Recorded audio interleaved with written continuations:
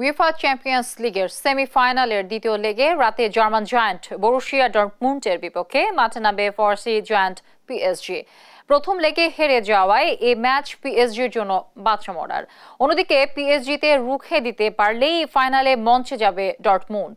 বাংলাদেশ সময় রাত 1টায় শুরু হবে ম্যাচটি। বিস্তারিত জানাচ্ছেন রিফাত আনজুম। চলতি মৌসুমটা ভালো মন্দ মিলিয়েই কাটছে পিএসজির। দলে তারকা ফুটবলার বলতে শুধুই কিলিয়ান এমবাপ্পে। তবুও ইউরোপ সেরার মঞ্চ চ্যাম্পিয়ন্স লিগের সেমিফাইনালে খেলছে ফরাসি জায়ান্টরা। যদিও প্রথম লেগের প্রতিপক্ষ বরুশিয়া ডর্টমুন্ডের কাছে হেরে ব্যাকফুটে তারা। সেমিফাইনালের দ্বিতীয় লেগে মাঠে নামার আগে বেশ চিন্তায় থাকতে হচ্ছে ফরাসি জায়ান্টদের। প্রথম লেগে হেরে পিছিয়ে থাকলেও জার্মানদের শক্ত প্রতিপক্ষ মানছে পিএসজি। হোঁচট খেলেই শেষ ফাইনালের স্বপ্ন।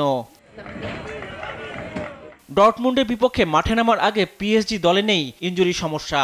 এমবাপ্পে ডেম্বেলেদের নিয়ে পূর্ণ শক্তির একাদশী পাচ্ছেন কোচ লুইস এনরিকে। জানান ম্যাচ জিতে ফাইনাল খেলবেন, এমন আত্মবিশ্বাস রয়েছে দলের। আমাদের লক্ষ্যটা পরিষ্কার, প্রতিপক্ষের চেয়ে ভালো খেলতে হবে, প্রচুর গোলের সুযোগ তৈরি করতে হবে এবং সেখান থেকেই সেই সুযোগ কাজে লাগাতে হবে। প্রথম মিনিট থেকেই এই মানসিকতা নিয়ে খেলবো আমরা। তবে বরুশিয়া ডর্টমুন্ড এগিয়ে থেকে মাঠে নামবে। প্রথম লেগে পাওয়া 1-0 গোলের জয়ে আত্মবিশ্বাসী তারা। তবে তা মাথায় না রেখে নতুন করে শুরু করতে চায় জার্মান জায়ান্টরা। শক্তির বিচারে পিএসজি চেয়ে পিছিয়ে থাকলেও দলগত পারফরমেন্স আশা দেখাচ্ছে ডর্টমুন্ডকে। হেড কোচ তারজিক জানিয়েছেন ফাইনালে খেলতে শতভাগ উজাড় করে খেলতে হবে তাদের।